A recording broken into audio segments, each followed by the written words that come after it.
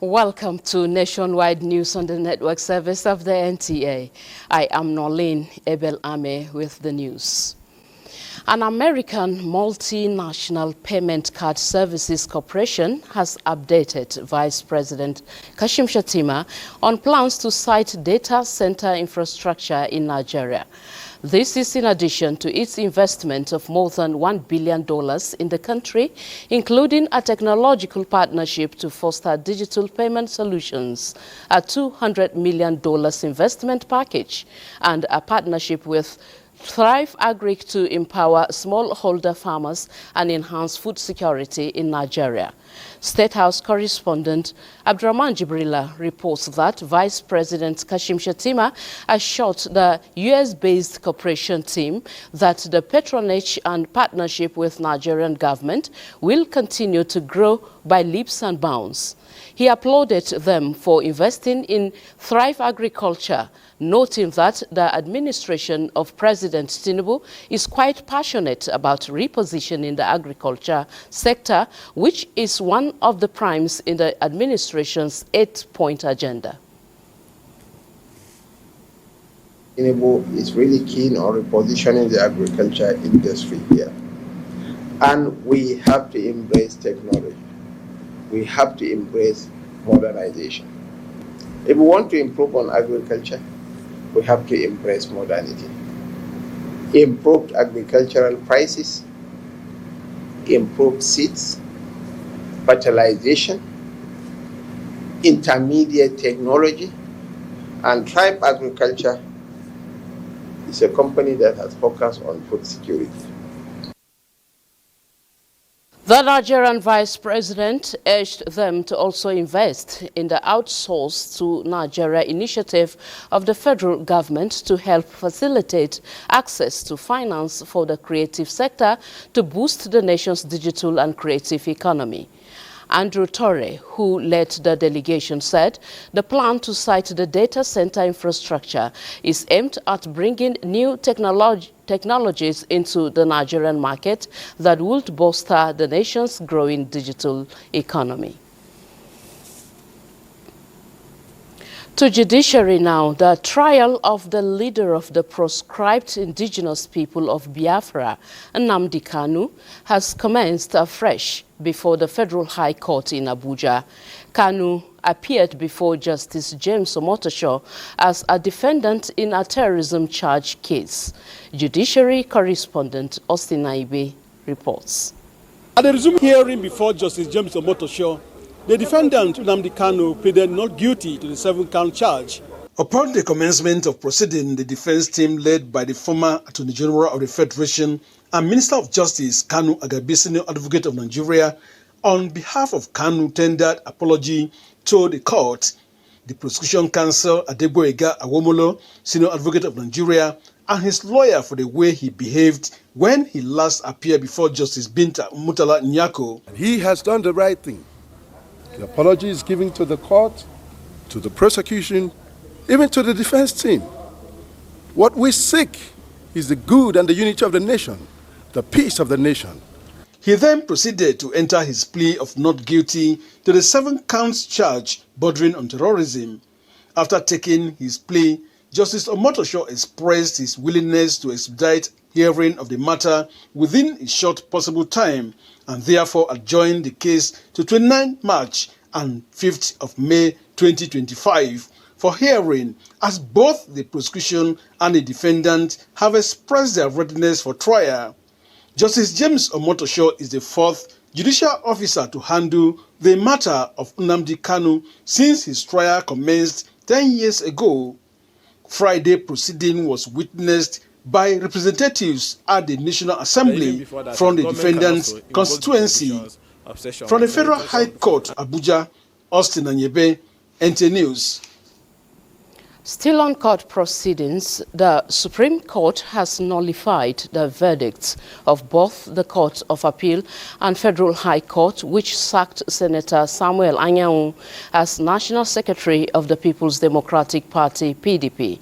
The 5-member panel of the Apex Court held that the issue of who is the National Secretary of the PDP borders on the internal affairs of a political party, which is not justifiable, thereby making both the intermediate and trial courts to lack jurisdiction.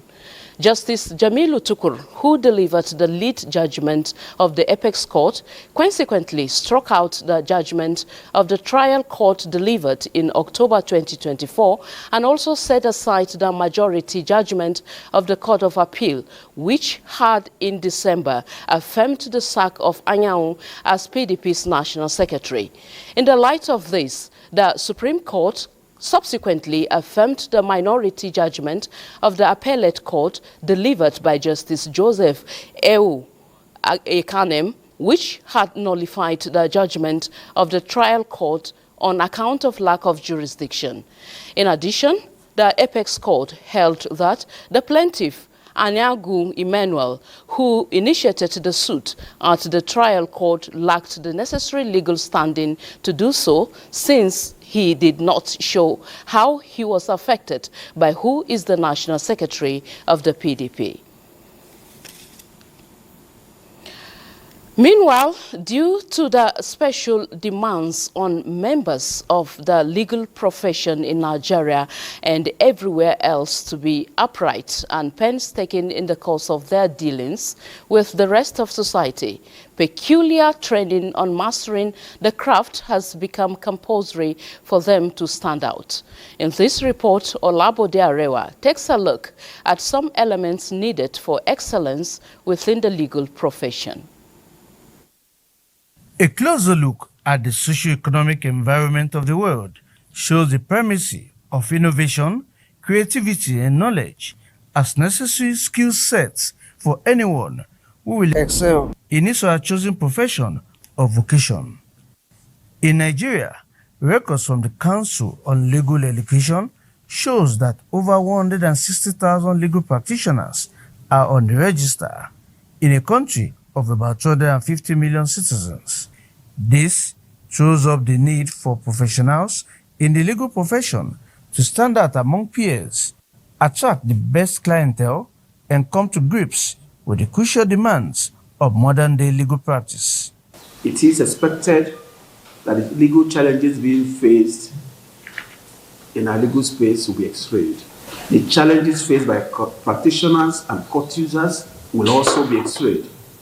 The section on legal practice, an arm of the Nigerian Bar Association, is spearheading a continuous training regime for young lawyers on sustainable law practice. The legal profession must embrace a culture of continuous learning, foster interdisciplinary collaborations, adopt a client-centric approach to navigate the complexities of modern legal landscape successfully.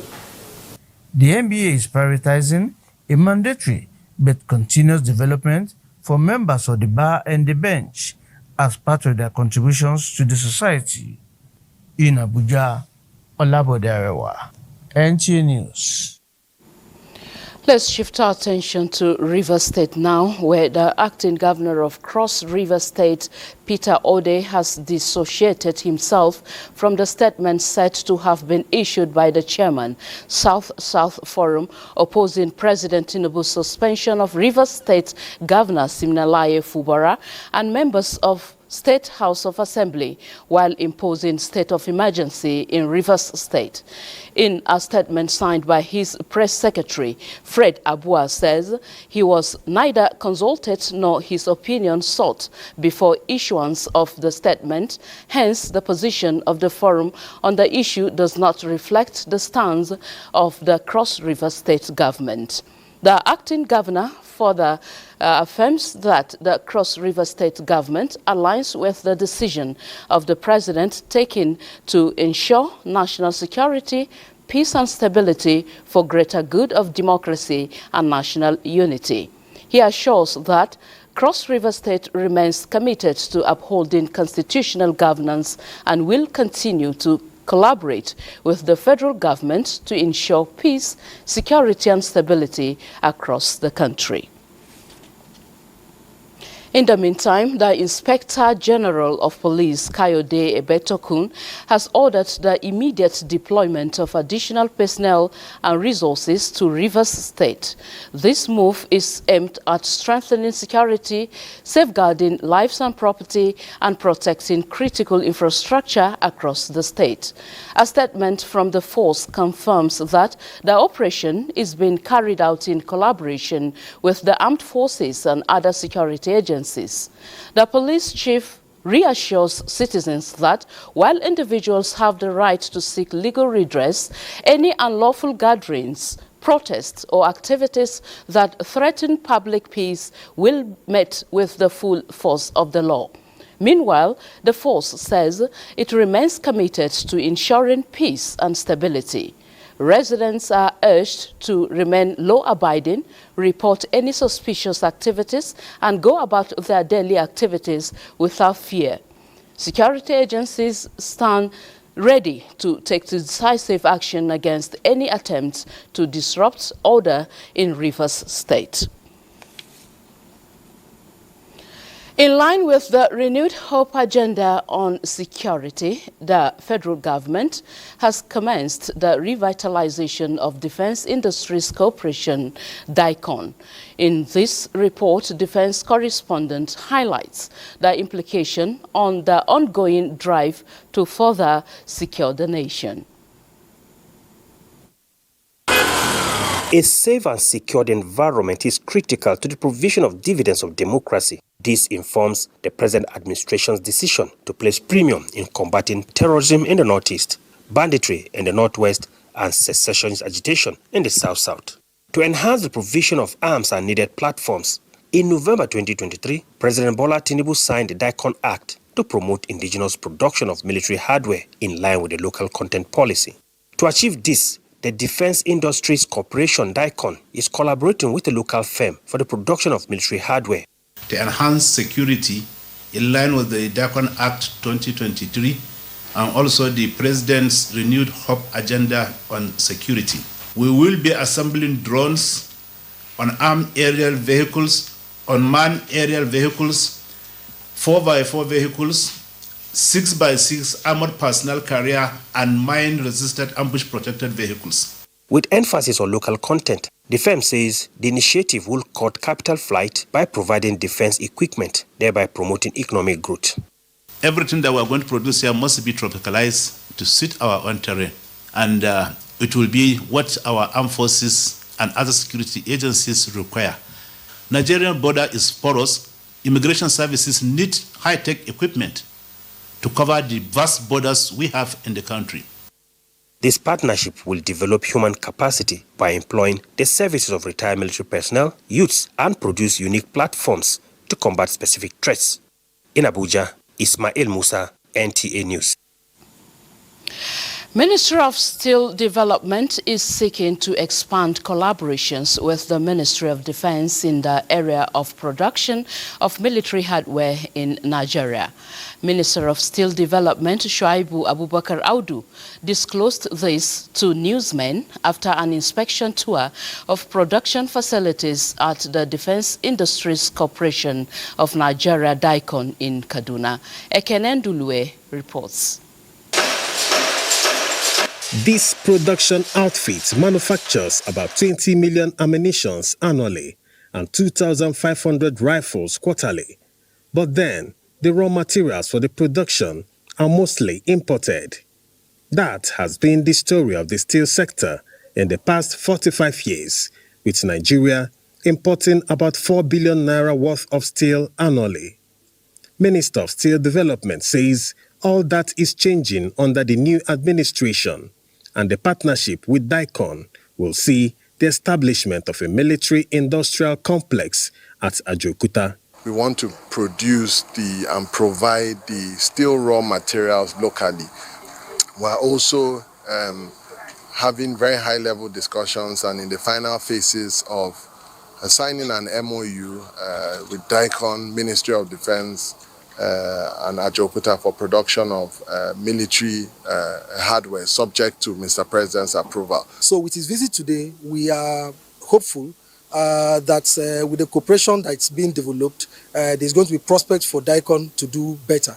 The minister also visited the former president of Nigeria, Muhammadu Buhari, in his Kaduna residence, where they held discussions on the steel sector. In Kaduna, Ekene Ndulue, NTA News. One-on-One tonight features Nigeria's top 50 finalists for the Global Teacher Award. The multi-award winning Nigerian teacher tells all as he joins Cyril Stober at 10:30 p.m. tonight on the network service of the NTA. Nationwide continues in Kaduna with Salamatu after this break. Stay with us. When we are talking about culturally relevant pedagogy, is actually talking about, picking things that are around you as a teacher. There is something we call improvisation in teaching. You see, you don't have to be looking for example that may be, contributing, making the subject more difficult for the student. You have to look for things around to show the student as an example. For instance, now I'm taking subject like mensuration. I don't have to go around and be bringing pictures and every other thing. Just ask the student to look around what object at home look like cylinder. What object at home look like keyboard? What object at home? Especially because possibly maybe the reason why it's worked out for me is because I've always been working in an underserved community where we have students from a low-income background. Many of their parents are farmers and every other thing. So it is easy for me to quickly adopt or improvise things that will make me to break down that subject. Joining us, you're watching Nationwide, and you're welcome to Kaduna. The Court of Appeal sitting in Kaduna has dismissed the appeal filed by the former Wazir Zazzau challenging the appointment of Ahmad Nuhu Bamali as the 19th Emir of Zazzau. Muhammad Marajingi reports that the judgment of the appellate court has affirmed the decision of the Kaduna State High Court, which had earlier upheld the legitimacy of the Emir's appointment. Few months ago, a three-man panel of justices at the Court of Appeal sitting in Kaduna heard arguments from both the counsel to the respondent and that of the appellant in the case challenging the appointment of Ahmad Nuba Mali as the 19th Emir of Zazzau. The members of the Zazzau Emirate Council, along with the counsels to both parties, are back in court for the final judgment, where the appellate court reaffirmed the decision of the lower court. They appealed here, and then it was dismissed, and our prayers, which we raised at the lower court, was sustained. And as a matter of fact, instead of striking it out, which the lower court did, now they decided to dismiss the appeal. I will take time, obtain a copy of the judgment, study it very well. If my clients want us to appeal, we will study the judgment very well and advise him appropriately. In a related development, the Court of Appeal has also delivered judgment in favor of the dismissed cadets of the Nigerian Defense Academy. They affirmed the judgment of the Federal High Court, which states that their withdrawal was actually unlawful because it is unheard of anywhere. They allowed them to have graduated and participated in the passing out parade. The next is that we are going to report to our clients and await their further directive. It will be recalled that the cadets were dismissed after their presidential commission in a decision which they seek for justice at the lower court, before the appellants took the matter to the Court of Appeal, which has now ruled in favor of the cadets. In Kaduna, I am Muhammad Umarajingi, NTA News. Away from the Court of Appeal, the federal government has assured Nigerians of timely completion of all ongoing road projects in the country. Minister of State for Works, Bello Muhammad Goronyo, stated this while inspecting sites to ensure contractual obligations are met. Adamu Sunday reports that the minister's visit focuses on the rehabilitation and upgrade of the Zaria, Funtua, Katsina, Sokoto, Zamfara road network. Recognizing the role of road infrastructure in driving economic growth, the Tinubu administration launched a major rehabilitation and upgrade of the Zaria, Funtua, Katsina, Sokoto, Zamfara dual carriageway that connects the northwest region to the south, unlocking economic potential. For years, funding constraints and security challenges hampered progress. However, significant strides have been made. Minister of State for Works, Bello Muhammad Goroyo, conducted a site visit to assess project progress. Previously dilapidated sections of this route now boast significant improvements, including the construction of bridges along Gusau-Safe route. Mr. President is very passionate about this road because it's linking about 5 to 6 states, including Kaduna, Katsina, Zamfara, Sokoto, and Kebbi. But the impediments that they are facing, we promise them that we will try and see how we can address those challenges. The minister says President Bola Ahmed Tinubu remains steadfast in his commitment to delivering critical infrastructure projects. The job is very qualitative. We know the contractors, we know their pedigree, we know their people are competent and capable. Oh, there is regular funding, they're paying us of the Ministry of Work. There is no any challenges for funding right now. We are going to finish the project within the completion period, which is 48 months. The completed Zaria, Funtua, Katsina, Sokoto, Zamfara dual carriageway, the minister says, promises to be a catalyst for economic growth, fostering trade, improving connectivity, and boosting security across the northwest region. In Kaduna, Adamu Sunday, NTA News.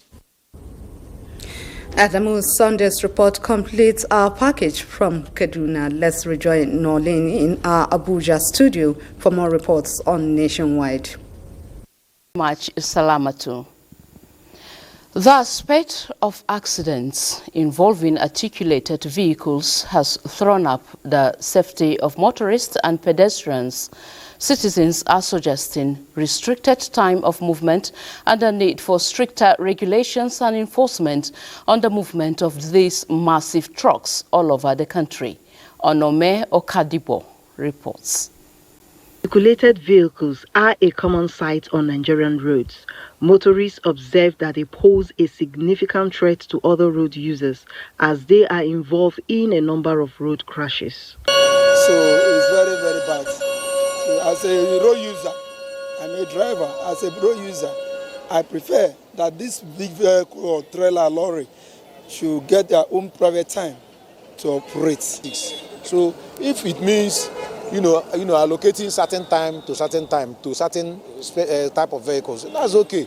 That's okay. Then they create the awareness, give them time to adjust, and that's it. So it will decongest the road. The Commission should have much concern on those big vehicles, because most of the drivers they behave as if they are not trained at all. The sector commander, Federal Road Safety Corps, Anambra State, said the main causes of articulated vehicle crashes are overloading, speeding, and reckless driving.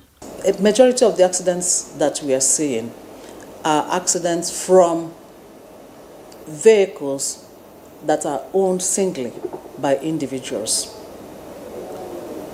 That's where the problem starts. And what FRSC has been trying to do is to identify these individuals and pull them to be part of one union or the other that is being regulated by FRSC. Road users are advised to exercise caution while sharing the roads with articulated vehicles, as safety is everyone's responsibility. From Oka, Onome Okadibo, NTA News. Federal University of Applied Sciences, Kachia, Kaduna State, is set to commence academic activities by September 2025 as directed by the federal government. This announcement was made by Minister of Education, Dr. Tunji Alausa, while inaugurating the principal offices of the institution. Zenre Dimum has the report. Demand for healthcare personnel is increasing, and the federal government also expanding the supply chain. Here again, the Federal University of Applied Sciences, Kachia, set to respond to this manpower demand. And with adequate infrastructure, land acquisition, and budgetary allocation already provided, stakeholders are optimistic the institution will take off on sound footing and a destination of choice. A university that will provide quality education, foster innovation in science, promote community engagement, and create an environment where economic activities will enhance the well-being of its people. We know the president's drive for free education, for security of our schools. We're making sure that all schools are secure. Our children should be able to go to school and learn and become better citizens. So I wish to appeal to all the young men and women across northern Nigeria and across the rest of Nigeria that a beacon lighthouse and the meet in Kachia. And with the support that they promised to give us, I believe we will achieve. Thank you very much once again. Our sincere appreciation to Mr. President. Let's use these two big federal institutions, the Federal Medical Center, Kafoncha, the Federal University of Applied Science, Kachia. Let's use this as incubator of more massive development in southern Kaduna. As the University of Applied Sciences embarks on this exciting journey, there is strong belief it will make significant contribution to Nigeria's healthcare landscape through conducting cutting-edge research and fostering strong collaborations within the sector. In Abuja, Zenre Dimum, NTA News. We now join the World Cup qualifier, Nigeria versus Rwanda, at 4:30 p.m. Nigerian time. The news continues on International and NTA News 24. For enhanced service delivery and better representation of the Ministry of Art and Creative Economy, staff of the National Theatre and National Troupe of Nigeria are calling on authorities to allow them occupy their offices at the newly renovated complex in Igomu, Lagos. Diana Ajale, who captured their peaceful solidarity work, completes the report. Worried about the unconducive working environment they have been subjected to, the workers and union members cited the 1991 Constitution, Decree 47 of October 29, that established the National Theatre and National Troupe as agencies of the federal government with the core mandate to promote, present and preserve the nation's cultural heritage.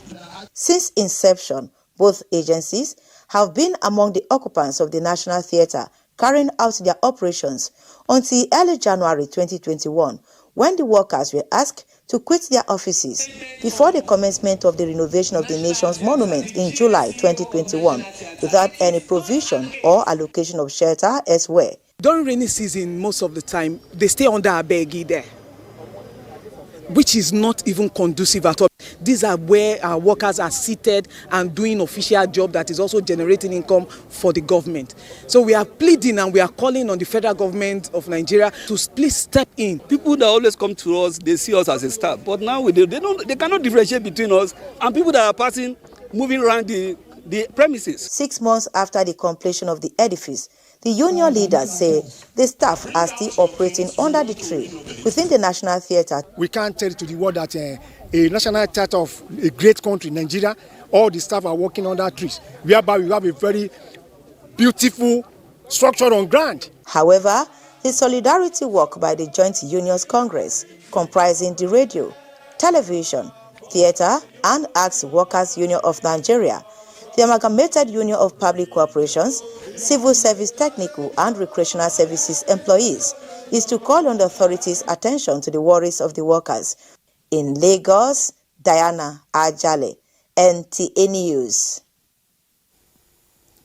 From Lagos, we take you to Abeokuta, where today is day 21 of the 2025 Ramadan, marking the first day of the last 10 days of the 31 fasting, which contains the Laylatul Qadr, known as the Night of Majesty. In this report, Lekon Abonde examines the spiritual significance of these last 10 days of Ramadan. Ramadan is a 30-day Islamic spiritual engagement arranged by the Almighty Allah to facilitate the relationship between Him and man through fasting and devotion. By spiritual intuition, the 30 days are segmented into 3 equal parts of 10 days. Mercy, first 10 days, forgiveness, the next 10 days, and mercy. So that's the segmentation of the 10 days. The last 10 days are regarded as the most significant as they contain the Laylatul Qadr, known as the Night of Decree or Night of Majesty, believed to be better than 1,000 months. Those 10 days, very important, that was the time the revelation of the Holy Quran begins to the Prophet Sallallahu Alaihi Wasallam. The only night that is very important is the Night of Majesty, which is Laylatul Qadr, because anything you offer, anything you ask for, anything you requested for, it is acceptable. Allah will give you. During this period, Muslims stay in the mosque and devote themselves to the worship of Allah in supplication and seeking His mercy and forgiveness in what is called itikaf. If you eat that night, you will recognize so many things will happen. It will be strange, something happened tonight. If you ask another person, they will tell you, yes, I also observe it. It is very important because the Holy Prophet Muhammad practiced it and laid it down before he left. Why the exact day is not known during the last 10 days, believers are advised to seek it in the odd-numbered nights of the last 10 days of Ramadan. In Abeokuta, Lekon Agbonde, NTA News. We now link up with Abeokuta, where Lekon Abonde is live there, and he's going to talk to us more on the 10 days of Ramadan, the last 10 days. Lekon, good evening to you. Speak further on this. Good evening. Thank you very much. Today, if you call it Super Friday, you are very correct, because this is Friday, is starting the last 10 days of Ramadan, as Muslims will explore this opportunity. And Almighty Allah, in His wisdom, when at creation He hid gold and silver under the soil, and even other treasures He hid at the belly of the ocean and sea. But when it comes to the counting of days and numbers and hours, God Almighty hid, and He hid treasure in the number of counting, the days counting. And that is the last 10 days of Ramadan, which means, which is the Night of Majesty called. This night is is very precious, and if believers, if servers, if miners should explore the soil to get gold, and if they should go to the sea to get those treasures, Muslims are also using this opportunity of the Laylatul Qadr that is hidden in the counting of 10 days that last the month of Ramadan. If they explore it by moving closer to Allah, getting their blessings from Allah, asking for His forgiveness and more, and grace. And this day is very important and very significant in Islam, to the extent that Muslims will gather at the mosque every night to pray to God Almighty, ask for His forgiveness and ask whatever they want. And this Laylatul Qadr is being equivalent of 1,000 months. 1,000 months is a lifetime experience if you can get it. And this is the reason why by tonight, actually, the counting of the 10 days started last night, and this is the first full day. And at the mosque today, by the midnight, believers will gather to pray. They will gather to make supplication and ask Almighty Allah for whatever they want, to make sure that the last 10 days they will exploit, they will pray, they will ask whatever they want from God Almighty, and Almighty Allah is ready to bless them. And this Allah to God, and the last Thursday, Prophet Muhammad, may peace be upon him, put it down as an example to Muslims, so that every Ramadan, the last 10 days, for them to ask God for whatever they like. And today, starting from today, the mosque across the world will be filled with worshippers who are ready to explore this opportunity and ask Almighty Allah for whatever they want. All right, thank you very much, Lekon, for speaking to us on Laylatul Qadr, the Night of Majesty, and the benefits thereafter. Thank you so much.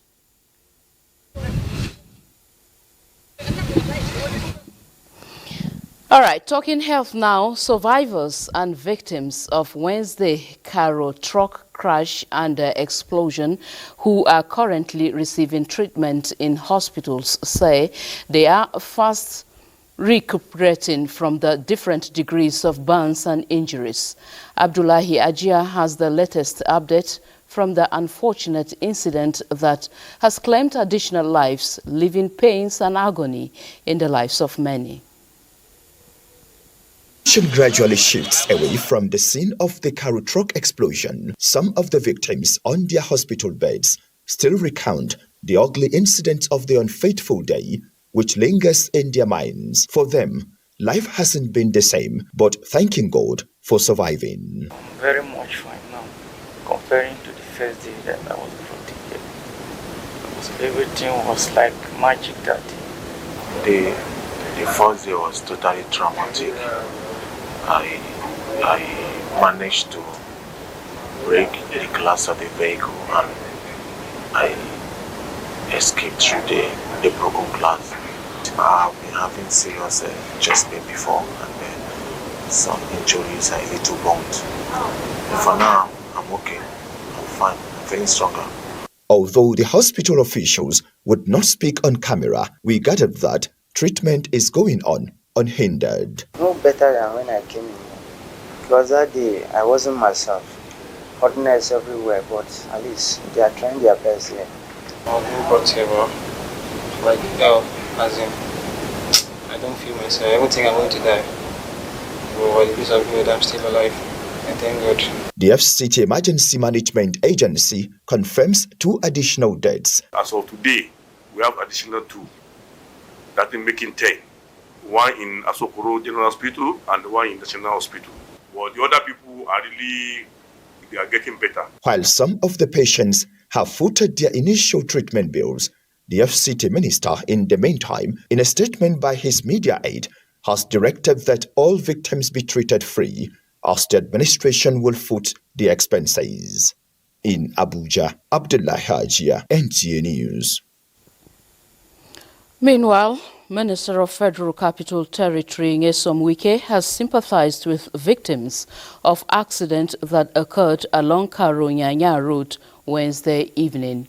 In a statement by the Senior Special Assistant to the Minister on Public Communications and Social Media, Lere Olayinka, the Minister offered to foot the medical bills of the casualties. The minister, who described the accident as avoidable, expresses condolences to the families of those who lost their lives and directed continuation of treatments of those who sustained injuries. The statement adds that, on the minister's directive, the mandate secretary on Health and Environment, Dr. Adedolakbo Fasawi, was in Asokoro District Hospital and was among the medical personnel who attended to the 17 casualties brought to the hospital. disclosing that after initial stabilization, 7 of the 17 casualties received were referred to National Hospital. 6 with minor injuries were treated successfully. 3 with severe burns and inhalation and crush injuries are currently receiving treatment. However, one of the casualties with third-degree burns passed away while being resuscitated. We now join our Ibadan Network Center for more on Nationwide with Laure Idowu.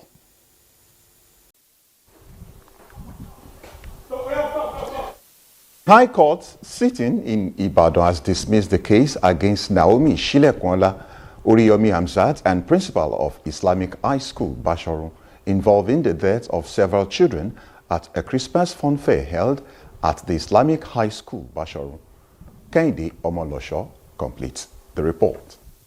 Justice Ladiran Akintola, in his judgment, cleared the defendants of all charges leveled against them. Oyo State Attorney General Abiodun Aikomo said the case was withdrawn after the affected families showed empathy towards the defendants. The essence of prosecution is not to kill people or to persecute them, that it is in the interest of justice to discontinue the charge, and that was what happened in court today. So we withdrew the charge and it was struck out by the court. We are all concerned with the death of those young children, and we are looking for a way to close it so that while you are the day-to-day trial will not continue to give the families, the parents, the kind of sadness that they will be thinking about it. The matter has been resolved amicably. The general principles or the general sayings is that the AG has entered nolli prosecute, discharging all the defendants. So the implication of that is that they cannot come again probably next year or next 2 years and say they want to prosecute them. No. The defendants, while appreciating the withdrawal of the case, say they have learned unforgettable lessons from the unfortunate incident. I will organize my program, and if it is not my program, I want to advertise your program, I will do the advertisement, and I will take my hands off it. The defendants were initially charged over the fun fair tragedy that claimed the lives of over 30 minors during a stampede at the Islamic High School, Basharun, venue of the fun fair in December 2024. Kehinde Omolosho, NTA News. And that's the latest report from Ibadan. This our Nationwide continues at our Sokoto Network Center after this break.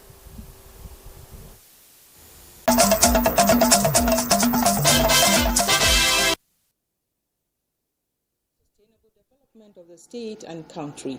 Deputy Governor of the state, Idris Muhammad Gobir, gave the indication while receiving country representative of the Food and Agricultural Organization for United Nations and ECOWAS, Mr. Kofi Dominic in Sokoto. Elhat Abdullahi completes the report.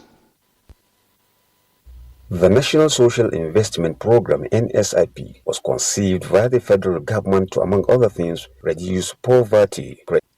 Interacting with Sokoto State Deputy Governor Idris Muhammad Gobir, the FAO country representative for United Nations and ECOWAS, Mr. Kofi Dominic, stated that the organization is collaborating with France in 3 key areas of intervention in the state. These include support to tackle malnourishment among 1,700 children of between 6 and 59 months. Similarly, households will receive agricultural inputs such as seeds and working tools to engage in farming activities to boost agricultural production.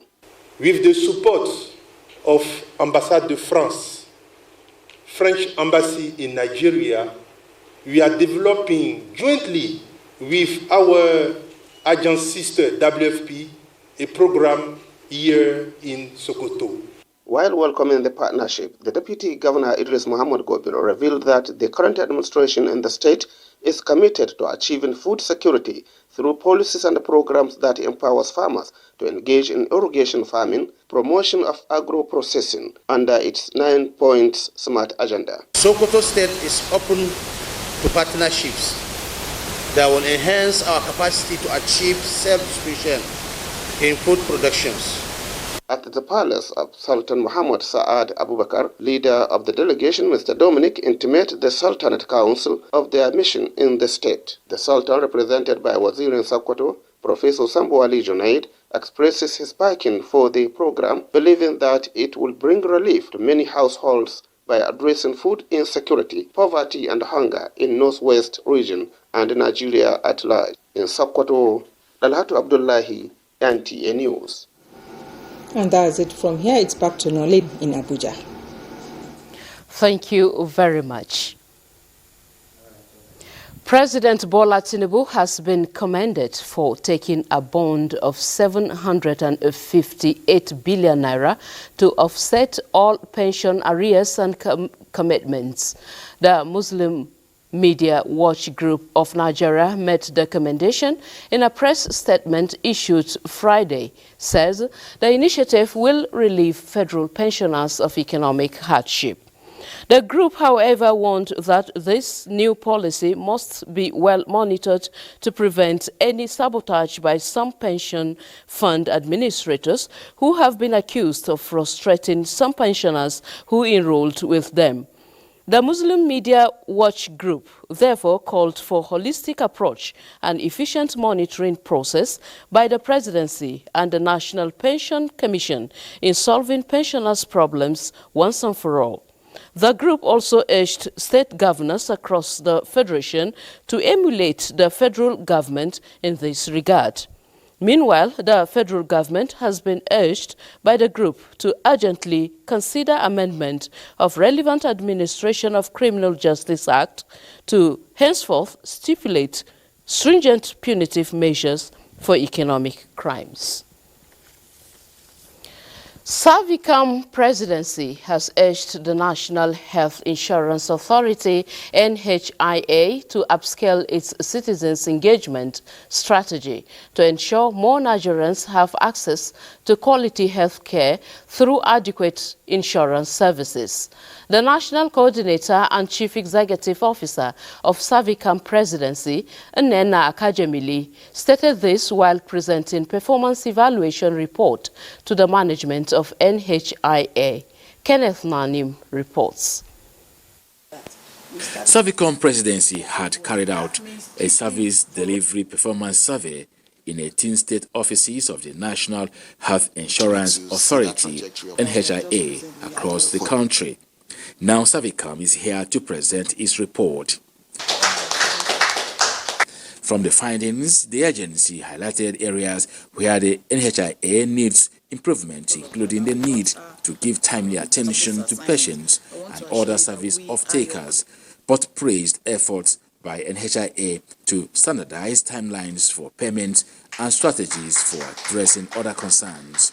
Yes, they have a lot of innovative thinking.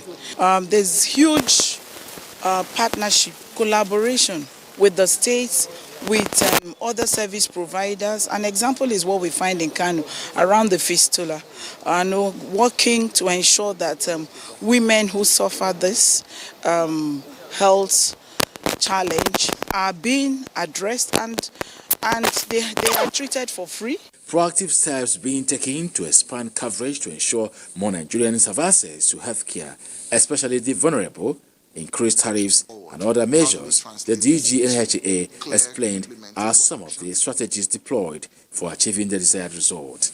We want to put to the past days of waiting for hours for a code.